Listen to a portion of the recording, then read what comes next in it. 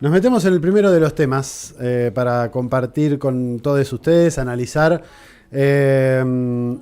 Decíamos en la editorial que Brasil podía llegar a ser uno de los lugares donde empiecen a aparecer hechos raros en el marco de esta disputa que se está dando a nivel global, donde encuentra a Brasil como uno de los principales, uno de los fundadores del BRICS, y en una región donde Estados Unidos muy probablemente no quiera que haya injerencia directa de Rusia, China, BRICS y demás. Y estas semanas una de las cosas que se vivió fue esto que muchos en la prensa brasileña y por el consiguiente en la prensa occidental plantearon como un lobo solitario, un bolsonarista que cometió un acto terrorista, llamémoslo por su nombre, y hay quienes plantean directamente este hecho como algo premeditado, no solamente por esta persona, por la persona involucrada directamente, sino por un entramado un poco más grande que involucra a, como mínimo, el bolsonarismo, como mínimo. Sí, porque la persona que... Era bolsonarista, obviamente. Exactamente, sí. Era un ex candidato a concejal, afiliado al Partido Liberal. Todavía no está confirmado que, no se terminó de hacer la autopsia del cuerpo para revelar su verdadera identidad. Sí está confirmado que el auto pertenecía a él y que en el interior muere una persona. La familia dice que es él, pero bueno, las autoridades de forma oficial todavía no confirmaron que se trate de este señor.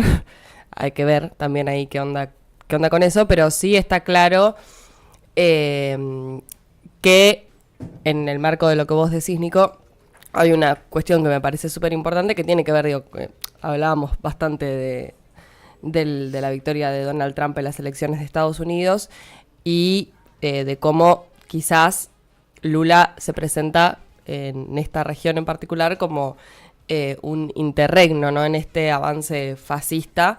En Brasil digo un interregno porque todo parece... Primero, en principio, recordar que Bolsonaro se fue con una imagen muy positiva del gobierno. Debe haber sido, si analizamos todos los presidentes de nuestra región que estuvieron al frente de los distintos países durante la pandemia, con todo lo que eso implicó, porque significó para casi todos los gobiernos, significó un cambio, por lo menos de signo político.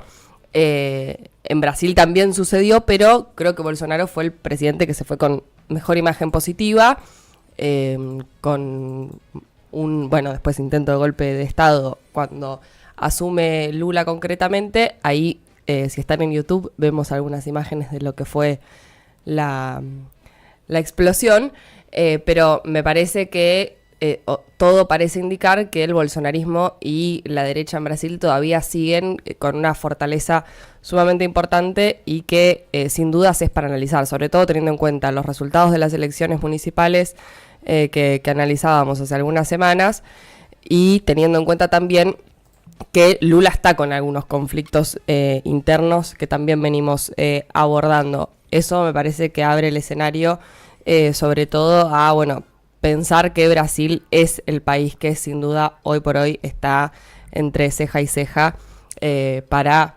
la derecha internacional. Me parece que también este atentado se relaciona con eso. Y que además se suma, porque más allá de este autoatentado, esta explosión que se da no solo donde él se termina inmolando, si se quiere, y además en otro lugar más donde pone... Si es que es él. Claro. Bueno.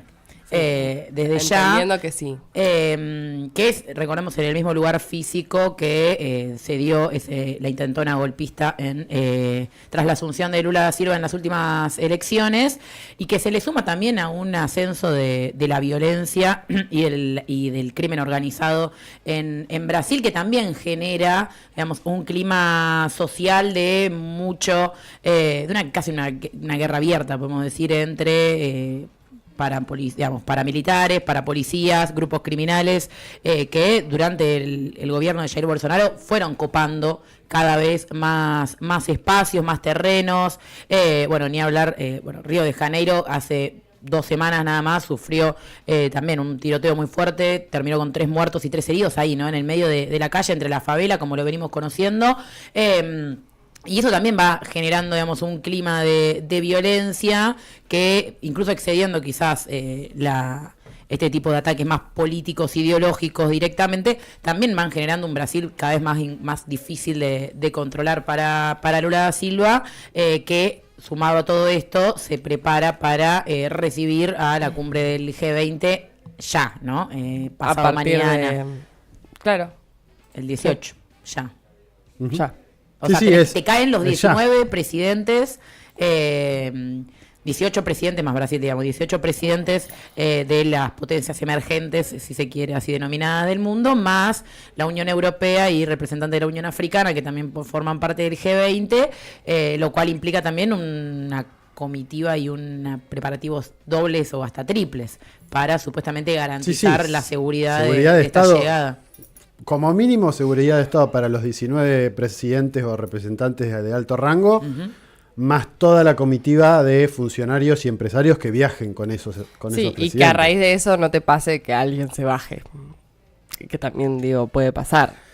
Si bajó alguien, no es por eso. Incluso, por ejemplo, bueno, en un rato vamos a hablar del Foro de Cooperación Económica Asia-Pacífico que se está desarrollando en estos momentos en Perú, pero por ejemplo Xi Jinping iba a llegar el jueves a Perú para inaugurar un puerto junto con Dina Boluarte, una Perú cargada de manifestaciones, movilizaciones, con banderas chinas y estadounidenses prendidas a fuego por manifestantes, y el presidente de China decide no viajar ese día, y la inauguración del puerto se termina haciendo con los dos presidentes tipo de manera virtual, lo cual fue un poco gracioso porque era el evento previo a ese foro, y responde quizás a una cuestión de seguridad también. Después, no lo sé, después lo veremos. El otro día leía a una de las analistas con las que hemos charlado en algún momento, peruana de nacimiento, no recuerdo el nombre ahora, la debo tener por acá está, María Fe Celi. Charlamos con ella, vive en Shanghái, sí. Y una de las cosas que decía el otro día en Twitter es que el presidente Xi Jinping no suele ir a las inauguraciones, no suele ir presencialmente a la inauguración de una obra, suele ir después de que ya está en funcionamiento pleno, pero porque es una tradición china, no la inauguración, sino lo posterior. De hecho, durante toda la semana se estuvo hablando en los medios de comunicación peruanos respecto de que Xi Jinping iba a ir a visitar, iba a inaugurar, bla, bla, bla, bla, bla. Bueno, no es tan así, por lo menos lo que decía María Fe Celi era esto, que no suelen ir los presidentes chinos a inauguración de obras. Xi Jinping no suele tener esa costumbre, sino más cuando después 6-7 meses, un año después de que ya está en funcionamiento, va a ver los resultados del funcionamiento de esa obra. De todas maneras lo veremos después, porque además de este foro de la APEC que estaba sucediendo, está próximo a suceder. De hecho, la gira de Xi Jinping tenía que ver con eso, venir primero a Perú, después a Brasil, para seguir teniendo reuniones o para tener reuniones bilaterales de estos dos socios BRICS, que me parece que ahí hay una clave de lectura también de por qué Xi Jinping viene a Perú y a Brasil, donde en teoría lo que van a discutir por fuera del G20 es cómo seguir fortaleciendo los vínculos y los lazos comerciales entre Brasil y China. ¿Cómo se relaciona esto con este atentado? Y tiene en parte que ver.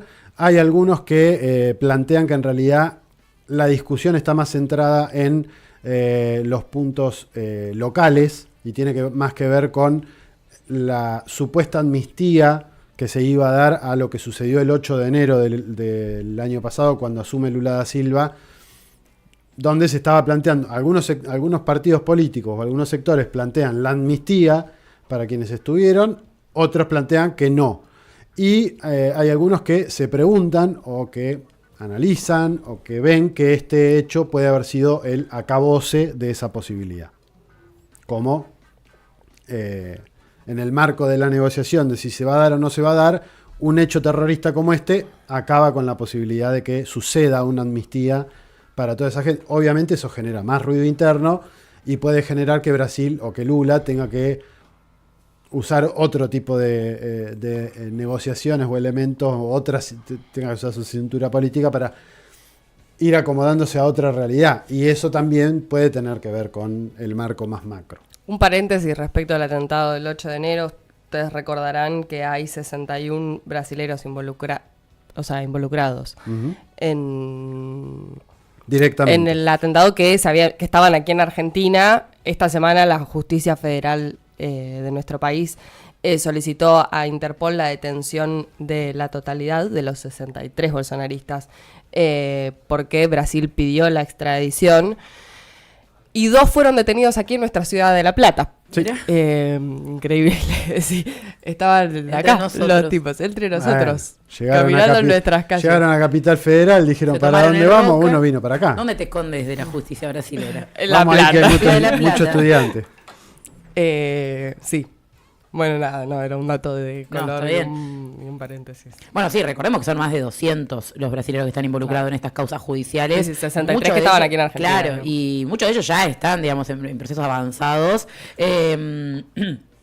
Lo cual también, bueno, habla de una dificultad. Sí, algunos también ya condenados. Claro, o sea, hablar de una amnistía también sería también abrir una puerta que implicaría un ascenso aún más o por lo menos un dejar hacer, un dejar Una ser naturalización de una la naturalización, claro, por parte de, en este caso, del Poder Judicial, que no creo que esté dispuesto, y menos Lula da Silva, pero bueno, eso lo veremos. A mí lo que me interesa también es saber qué tantas palos en la rueda pondrá Argentina para las resoluciones del G20, porque entre algunos de los puntos que se va a intentar abordar tiene que ver con impuestos a los grandes multimillonarios del mundo, ¿no? Crear esto que se viene discutiendo hace rato ya, también con resoluciones respecto a el ambientalismo, en contra de la violencia de género. Venimos viendo el modus operandi de la Argentina en distintas votaciones internacionales, particularmente en la ONU, luego Ahora nos vamos lo a meter hablaremos en eso. más, pero bueno, lo que sí viene habiendo una dificultad. Aparentemente, digamos, la diplomacia brasilera tiene ahí un par de preocupaciones con respecto a la posibilidad de llegar a un documento consensuado hacia el final de la cumbre del G20, porque no es que Argentina, digamos, más allá de la importancia, ¿no?, que tenga en comparación al resto de actores del G20, está medio como caprichosa la cosa, ¿no? Ya a estas alturas es Federico Pinedo el que está llevando estas conversaciones, pero siempre haciéndole caso a lo que diga la Casa Rosada. Por lo tanto, veremos también esto, ¿no? Porque impuesto a los ricos, resoluciones ambientales, resoluciones en contra de la violencia de género, van a ser difíciles. Para resoluciones que no tienen una aplicación verdadera, digamos, algo que define el G20 no quiere decir que el presidente vuelva y la diplomacia argentina se tiene que encargar de cumplir a rajatabla eso.